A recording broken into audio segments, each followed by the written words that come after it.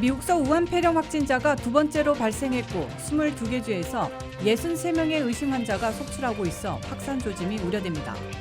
트럼프 행정부가 원정 출산을 통해 미국서 태어나는 앵커 베이비들이 매년 10,000명인지 아니면 30,000명 이상인지를 놓고 논란이 재현되고 있습니다. 렌트비 급등에 시큐리티 디파짓 부담이 가중되면서 디파짓 대신에 보증보험으로 대체하려는 움직임이 확산되고 있습니다. 외로움과 고립감을 느끼는 직장인들이 최근 5배나 급증한 것으로 나타나 비상이 걸리고 있습니다. 도널드 트럼프 대통령이 경제 호조 덕분에 탄핵 지지 여론이 떨어지고 있어 결국 탄핵을 모면하고 대통령직을 유지하게 될 것으로 보입니다. 시청자 여러분 안녕하십니까? 1월 24일 금요일 워싱턴 뉴스투데이를 시작합니다. 미국서 우한 폐렴 확진자가 두 번째로 발생했습니다. 또한 22개 주에서 63명의 의심 환자가 속출하며 우한 폐렴 확산 조짐이 보이고 있습니다. 두 번째 우한 폐렴 확진자는 텍사스의 대학생 또 시카고의 한 여성도 우한을 다녀온 뒤 의심 증세를 보인 것으로 나타났는데요. 신종 바이러스의 확산을 막기 위한 대비책 마련이 시급해 보입니다. 김지수 기자의 보도입니다. 코로나 바이러스가 중국 내외에서 확산되고 있는 가운데 미국 내에서 우한 폐렴 두 번째 확진자가 또 발생했습니다. 시카고에 거주하는 한 여성 또한 우한 폐렴 의심 환자로 진단, 약 22개 주 63명의 의심 환자가 속출하면서 우한 폐렴 확산 조짐이 보이고 있어 당국이 비상에 걸렸습니다. 두 번째 우한 폐렴 확진자는 최근 중국 우한 지역을 다녀온 뒤 호흡기 질환 증세를 보여 우한 폐렴 의심 환자로 분류하고 추가 정밀 검사 뒤 확진 판정을 받은 겁니다. 텍사스에 거주하는 대학생으로 확진 판정을 받아 미국 내에선 두 번째 우한 폐렴 감염자가 됐습니다. 이 환자는 미국 국내 공항 입국장에서 발열 검사를 시작하기 전 귀국을 했고 열흘 뒤쯤 호흡기 질환 증세를 보였습니다. 또한 시카고에 거주하는 60살 여성이 우한 폐렴의 원인인 코로나 바이러스에 감염된 것으로 진단됐다고 연방질병통제센터 CDC가 밝혔습니다. 이 여성도 최근 중국 우한을 여행하고 돌아온 뒤 호흡기 질환 증세를 보여 병원을 찾은 것으로 전해졌습니다. CDC에 따르면 현재 전국 22개 주에서 63명의 의심 환자에 대해 조사 중입니다. 이 중 2명은 양성 판정을, 11명은 음성 판정을 받았다고 밝혔습니다. CDC 대변인은 중국 우한 지역에 더 많은 여행객이 있을 것으로 본다며 우한 폐렴 확진자가 추가로 나오면 바로 발표할 예정이라고 말했습니다. 미국 내에서 첫 번째 우한 폐렴 감염자는 지난 15일 발생했습니다. 미국 워싱턴주 시애틀의 30대 남성으로 시애틀 타코마 국제공항을 통해 귀국했고 호흡기 질환을 보여 의료시설에서 치료를 받았습니다. 현재 미국 내 뉴욕, 로스앤젤레스, 샌프란시스코, 시카고, 애틀랜타 등 5개 공항에서 방역 검색을 통해 확산을 막기 위해 총력을 다하고 있습니다. 우한 폐렴의 발원지인 중국 후베이성 밖에서도 첫 사망자가 발생하며 인근 도시로 전면 봉쇄 조치가 확대되고 있습니다. 현재 후베이성의 우한 폐렴 확진자는 444명으로 늘었고 이 중 17명이 목숨을 잃었습니다. 각 나라 보건당국 역시 신종 바이러스의 확산을 막기 위해 대비책 마련에 고심 중입니다. 또한 질병관리본부는 손 씻기, 기침 예절 등 감염병 예방 수칙을 준수하라고 거듭 당부하고 있습니다. WKTV 뉴스 김지수입니다. 트럼프 행정부가 원정 출산 차단에 본격 돌입하면서 원정 출산을 통해 미국서 태어나는 앵커 베이비들이 매년 10,000명인지 아니면 30,000명 이상인지를 놓고 논란이 재현되고 있습니다. 반이민파들은 실질적인 원정 출산만 해도 33,000명이나 된다며 출생 시민권 자동 부여를 끝내야 한다고 주장하고 있는 반면 친이민파들은 10,000명 이하라며 출생 시민권 폐지는 개헌 사항이라고 반박하고 있습니다. 보도에 한멘택 기자입니다. 트럼프 행정부가 원정 출산에 따른 앵커 베이비들의 자동 미국 시민권 취득을 강력히 차단하겠다고 나섬에 따라 원정 출산 앵커 베이비들의 숫자를 놓고 논란을 다시 불러일으키고 있습니다. 원정 출산 논란은 한 해에 몇 명이나 앵커 베이비들이 태어나 미국 시민권을 취득하고 있는지 격차가 심한 출산치를 놓고 벌어지고 있습니다. 앵커 베이비는 원정 출산뿐만 아니라 불법 체류자 불모들로부터 태어나는 아이들을 모두 포함해 부르고 있는데 원정 출산만 보면 33,000명이 사는 반이민파들의 출산치와 10,000명 이하라는 친이민파들의 반박으로 충돌하고 있습니다. 반이민파들은 한 해 33,000명이나 되는 원정 출산에 따른 출생 시민권을 금지시켜야 한다고 주장하고 있는 반면 친이민파들은 10,000명에 못 미치고 있는데 개헌까지 시도할 필요는 없다고 반박하고 있습니다. 워싱턴 소재 대표적인 반이민 단체인 이민연구센터는 버스 투어리즘으로 불리는 원정 출산을 통해 미국 시민권을 취득하는 아이들이 한 해에 3만 3천 명에 달하고 있다는 보고서를 내놓았습니다. 이와 함께 불법 트로품모로부터 태어나는 아이들이 한 해에 30만 명이나 된다고 이 단체는 밝혔습니다. 이민연구센터는 불법 트로품모들로부터 태어나 미국 시민권을 취득하는 아이들과 원정 출산까지 포함해 앵커 베이비로 규정하고 미국 시민권 자동 부여를 금지해야 한다고 주장하고 있습니다. 하지만 원정 출산으로 미국서 태어나 미국 시민권을 취득하는 아동들이 한 해 10,000명도 되지 않는다는 반박 보고서도 나와 있습니다. 이민호호 단체들은 신생아 통계 기록 등을 분석한 결과 원정 출산으로 태어나는 미국 시민권자는 한 해 10,000명 안팎에 불과하다고 반박하고 있습니다.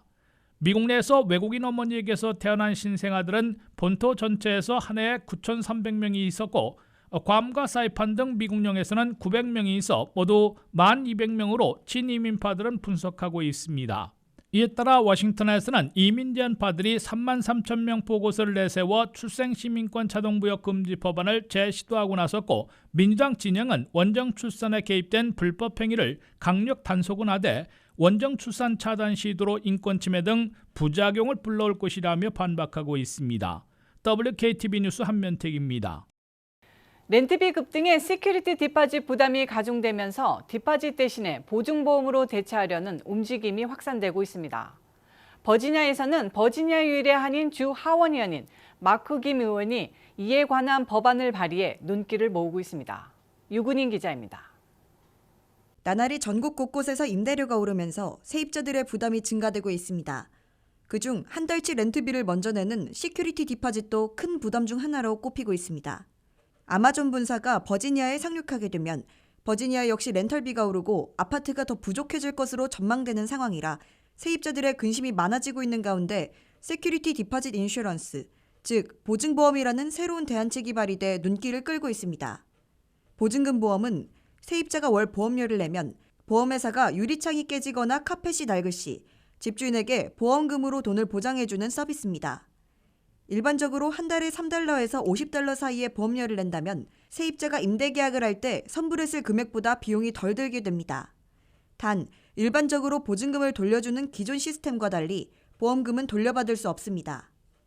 버지니아주에서도 버지니아 유일 한인 의원인 마크 김 주 하원 의원이 주 카운티, 시, 타운이 보증금 보험에 가입할 수 있도록 허가하는 법안을 발의했습니다.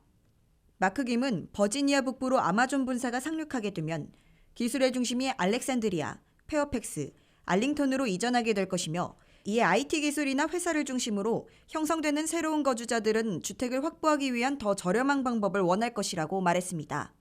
최근 신시내티 시의회는 임대보증금을 집주인에게 양도하는 대신 주민들이 보증금 보험을 가입할 수 있도록 하는 조례를 통과시킨 바 있습니다. 신시내티 원룸 아파트의 월 평균 임대료는 2017년 $850에서 $1,300로 뛰어올라 약 1.5배 올랐습니다. 이 법안을 도입한 시튼펠트 의원은 이것은 신시내티의 수만 명의 임차인에게 많은 도움이 되고 많은 돈을 절약할 것이라고 말했습니다. 시튼펠트는 이것은 $500나 $1,000의 여유 자금이 없는 사람들에게 주택의 주요 장벽을 제거할 기회를 준다고 말하며 대부분의 시공무원들은 이 법안의 사본을 요청하거나 세입자와 지주들로부터 어떻게 지원받을 것인지에 대한 조언을 구하고 있다고 밝혔습니다. 이처럼 전국에서 임대료가 오르면서 보증금 보험은 더 큰 관심을 받고 있는 옵션입니다. 주택도시개발부의 벤칸스 비서관은 성명에서 시큐리티 디파짓 인슈어런스는 세입자의 재정적 좌절을 해결하는 데 중추적인 역할을 할 가능성이 있다고 말했습니다. 또한 이 법은 주민들이 새 아파트를 이사하는 데 도움이 될 것이며 지역 경제에 더 많은 현금을 쏟아부을 것이라고 시관계자는 밝혔습니다. WKTV 뉴스 유근윤입니다. 외로움과 고립감을 느끼는 직장인들이 최근 5배나 급증한 것으로 나타나 비상이 걸리고 있습니다. 소셜미디어에 과도하게 집중해 소비되는 시간이 점점 증가하면서 개인이 느끼는 고립감 또한 급증한 것으로 조사됐습니다. 김지수 기자가 보도합니다.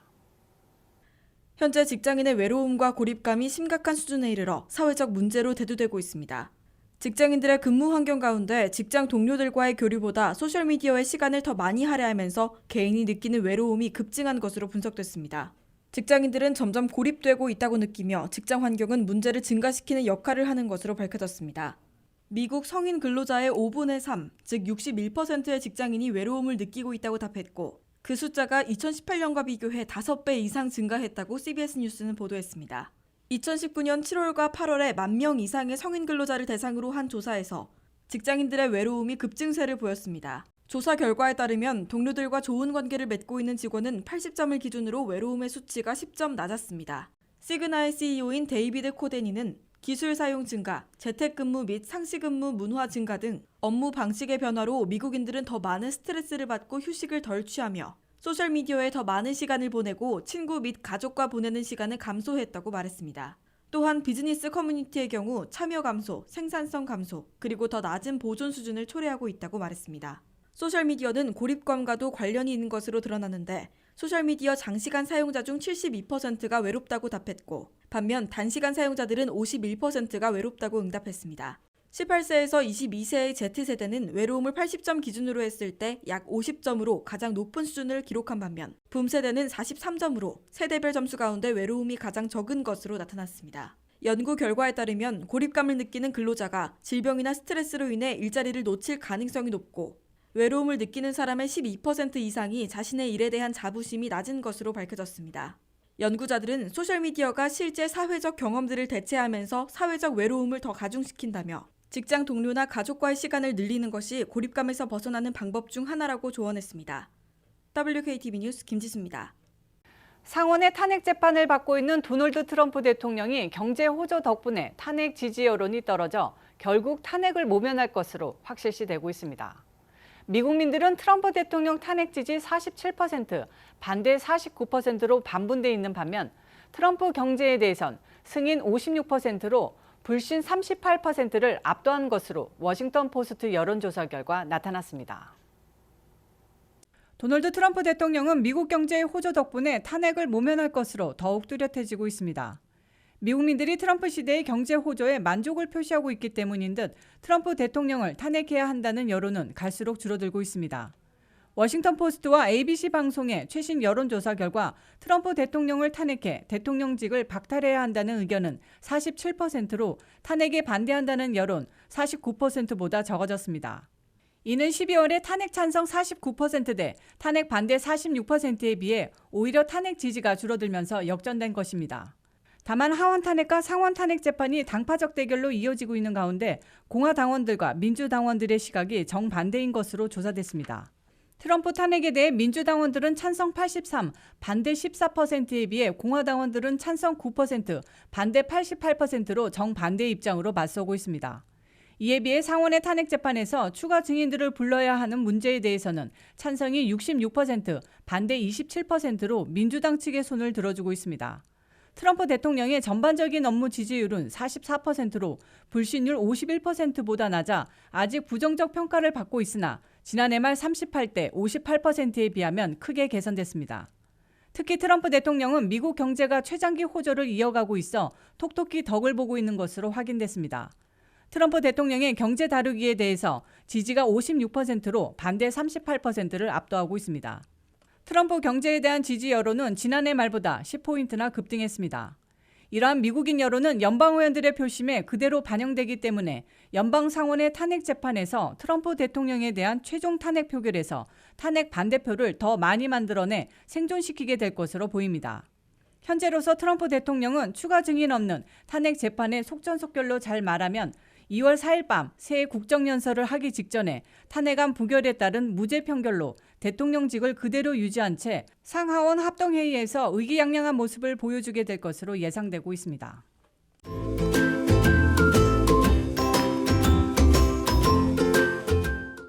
여러분 반갑습니다. 저는 워싱턴 한인사회 최대 행사인 탐여행사에서 해외여행을 담당하고 있는 김진석입니다. 매주 금요일 이 시간에는 탐여행사의 여행 전문가들이 나와 국내외의 유명 여행지를 소개하는 시간을 갖고 있습니다. 오늘 저는 남미 대륙을 폭넓게 여행하는 남미 일주 투어를 소개해드리려고 합니다. 탐여행사의 남미 일주는 브라질, 아르헨티나, 페루 이렇게 3개국을 12박 13일 동안 도는 상품으로 특히 전체 일정의 절반 정도가 페루에서 진행되는 특징을 갖고 있습니다. 탐여행사의 남미 일주 여행 스케줄을 따라 각 나라의 특징과 또 볼거리 등을 하나씩 정리해 보도록 하겠습니다. 워싱턴을 떠나 가장 먼저 도착한 나라는 브라질입니다. 브라질 하면 떠오르는 여러 가지 이미지들이 있습니다. 대표적으로 정렬의 삼바춤, 세계 3대 폭포 중 하나인 이가수 폭포, 아마존강, 커피, 그리고 펠레로 대표되는 축구 등입니다. 브라질은 거의 남미 대륙의 반을 차지할 정도로 국토가 넓고 칠레와 에콰도르를 제외한 남미 모든 나라와 국경이 맞닿아 있으며 러시아, 캐나다, 중국, 미국에 이어 세계에서 5번째로 큰 국가입니다. 수도는 브라질리아이며 언어는 포르투갈어를 사용하고 있습니다. 전 국민의 80% 정도가 가톨릭 신자입니다. 워싱턴을 출발한 비행기는 브라질의 리오데자네이로에 먼저 도착합니다. 입국 수속 후 현지 가이드와 미팅을 하고 시내 관광에 나서게 됩니다. 리오의 랜드마크는 뭐니 해도 코르코바도 언덕에 세워진 거대한 예수상입니다. 높이가 30m나 되는 예수상은 1931년 브라질의 독립 100주년을 기념하기 위해 만들어진 것입니다. 그리고 코파카바나 해변, 이빠네마 해변에서 브라질의 아름다움을 만끽하게 됩니다. 리오 시내 관광을 마치면 국내선 비행기를 타고 아르헨티나와 국경을 맞대고 있는 이구아수 지역으로 출발합니다. 이구아수 지역은 브라질, 아르헨티나, 파라과이 3개국의 국경이 맞닿아 있는 곳으로 삼국경 공원 등의 볼거리가 있습니다. 저녁에는 이구아수 지역의 전통적인 라파인 디너쇼를 관람하기도 합니다. 대형 연회장에서 다양한 남미 각국의 음식과 브라질 전통 음식 슈라스코 요리를 즐기며 파라과이, 볼리비아, 페루, 멕시코, 칠레, 아르헨티나, 브라질 등 중남미 국가들의 화려한 민속쇼를 볼 수 있습니다.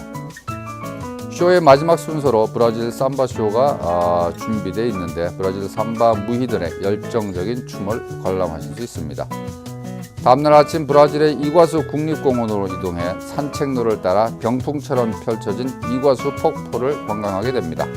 특히 브라질 지역 이과수 폭포 투어의 핵심이라고 할 수 있는 사파리 보트 투어에 참가하게 되는데 지프를 타고 정거를 지나 이과수강 선착장에 도착하여 모터보트를 나눠 타고 폭포 바로 아래까지 접근해 장엄하게 떨어지는 거친 폭포의 물줄기를 온몸으로 맞으며 스릴을 느끼는 투어로 이과수 폭포를 오랫동안 기억에 남게 할 것입니다. 브라질 쪽 이과수 투어를 마치면 육로로 국경을 넘어 아르헨티나 쪽의 이과수 폭포 관광을 시작해 이과수 폭포의 최대 장관인 악마의 목구멍을 관광합니다. 이과수 관광을 마치고 나면 국내선 비행기를 이용해 아르헨티나의 수도인 부에노스아이레스로 이동합니다. 아르헨티나는 1516년 후안 디아스 데 솔리스라는 탐험가에 처음 발견되었으며 오랫동안 스페인의 식민 지배를 받아오다가 19세기 초 유럽 시민혁명의 영향과 나폴레옹 군대의 스페인 동국 정복 등이 동기가 되어 독립을 선언하게 됩니다. 수도는 부에노스아이레스이며 인구의 95%가 가톨릭 신자로 언어는 스페인어를 사용하고 있습니다.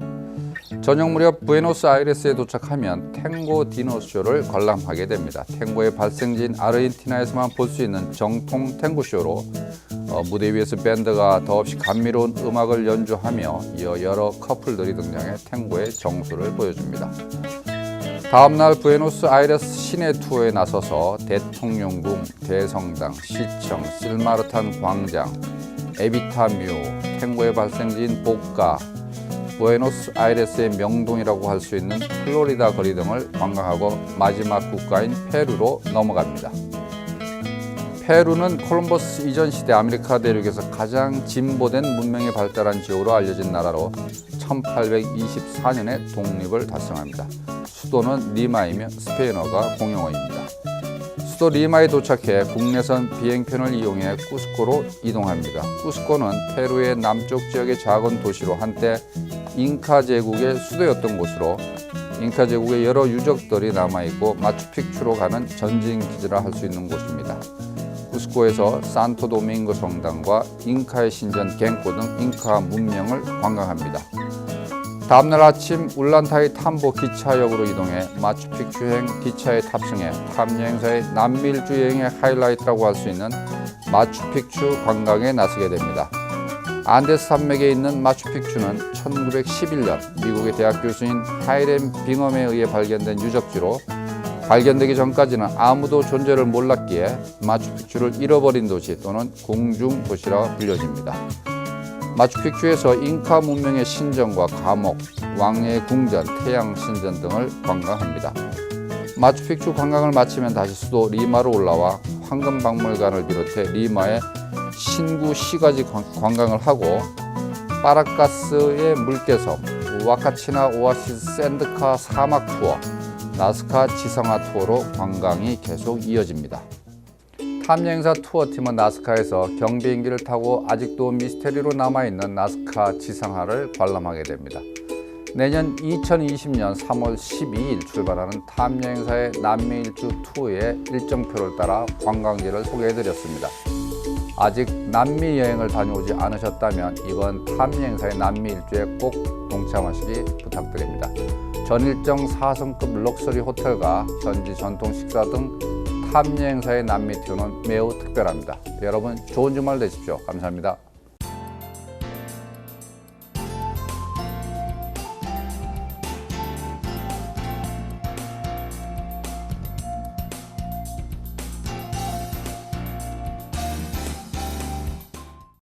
이상으로 워싱턴 뉴스투데이를 마치겠습니다. 시청해주신 여러분 고맙습니다.